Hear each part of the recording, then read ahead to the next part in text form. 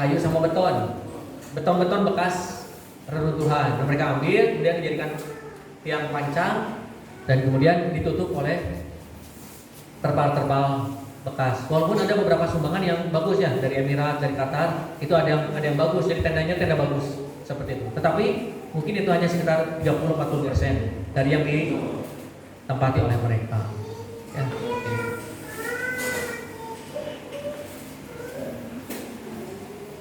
Ya, ini mendekati kalau di daerah sini masih ada beberapa yang ditempati. Tapi tetap sekali lagi dengan resiko siap dibom. Nah, ini pada saat saya masuk tempat singgah saya di depan disambut lagi dengan bom yang mensyahidkan 4 orang. Jadi yang dibom oleh mereka sekarang bukan hanya orang, tapi bangunan aja yang sudah jelas kosong itu dibom oleh mereka, dihancurkan. Ya, dihancurkan. Dan ujung-ujungnya mereka juga tenda yang jelas tenda pengungsi. Jadi mereka bukan perang sebetulnya. Ya, kalau perang itu tentara dengan tentara, ya, jais dengan jais. Kalau ini tidak, mereka dengan barang aja perang mereka, sieun, begitu pengejutnya mereka. Ya, jadi apapun yang menurut mereka mencurigakan buat mereka, walaupun itu bangunan kosong, itu mereka hancurkan. Tenda juga sama. Tenda mereka asal aja. Bahkan ada yang bukan menarik ya, tapi ini nyata. Jadi ada seseorang mungkin sudah beredar di TikTok. Itu kejadiannya saat saya di sana. Jadi ada seorang ditelepon oleh tentara Israel langsung bahwa kamu harus pergi ke satu tempat di Bukit A, di dekat itu di dekat pantai Gaza. Kalau kamu tidak ke sana dalam waktu sekian, maka tenda kamu beserta semua isinya itu akan dibom. Ancamannya gitu. Akhirnya dia pamit ke semua keluarganya, dia pergi sendiri ke sana dan memang kejadiannya beliau langsung syahid di ya, daripada harus semua keluarganya yang wafat meninggal dengan menurut bahasa saya dengan gagahnya dan dengan beraninya dia menantang kemudian betul-betul ke sana dan kemudian dia ditembak oleh misil nembak reungit ku bangun kasur intinya. Jadi untuk membunuh satu orang saja mereka bukan menembak tapi membom. Itu membom. Ya, dan uniknya penyerangan yang dilakukan oleh mereka itu lebih banyak remote-nya. Jadi mereka tidak ada di sana. Jadi mereka nggak tahu ada di mana. Jauh, karena untuk berhadapan langsung face to face mereka nggak berani. Ya, saya aja ada kisah unik. Saya mau pulang nih. Itu ada tim WHO di depan saya ada 4 mobil. Saya di mobil terakhir kayak mobil elep lah yang saya itu bisa.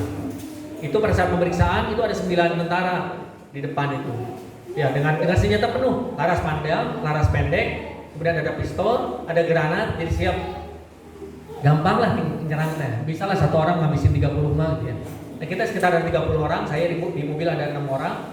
Nah, pada saat pemeriksaan itu kita ngelihat gitu ya, pada saat kita ngelihat itu yang meriksanya bukan kita yang takut, tapi yang meriksanya yang ketakutan. Jadi ada 2 orang kelihatan sekali megang senjata padahal apa? Ini tinggal nembakin gitu ya. Ini mereka kita ngeliatin akhirnya kan jadi menarik karena di antara tentara itu ada 2 orang yang kemudian bergetar. Kita ngeliatin mereka akhirnya grogi, mobil kita disuruh mundur, kemudian suruh kembali nggak boleh lihat pemeriksaan. Saya bilang memang kita mau ngapain gitu ya. Kita yang tenaga medis semua yang tidak mungkin bawa senjata kecuali suntikan sebenarnya. Mereka ketakutan dan mereka betul-betul pengecut. Ya, betul-betul pengecut. Ya. Ini sisi sekarang mulai masuk ke. Nah, ini saat Idul Fitri saya kesempatan untuk bisa masuk ke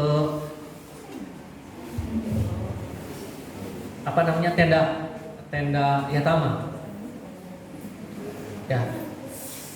Tempat penampungan yang khusus tenda ini diisi oleh yatim, para yatim. Ya, rata-rata satu camp itu sekitar 400 sampai 500. Ya, sampai 500.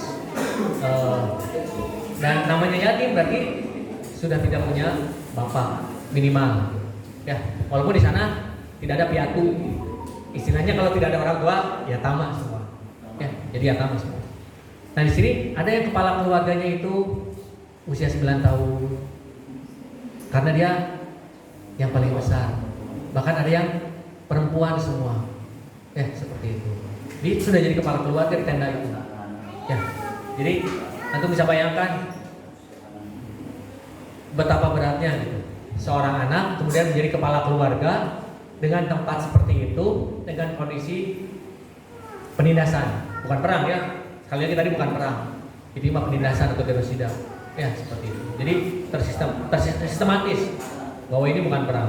Ya, selama di sana kalau perang itu ada kontak senjata antara militer yang satu dengan kalau di sana selama di sana saya cuma 5 kali Pak dengar ada pertempuran.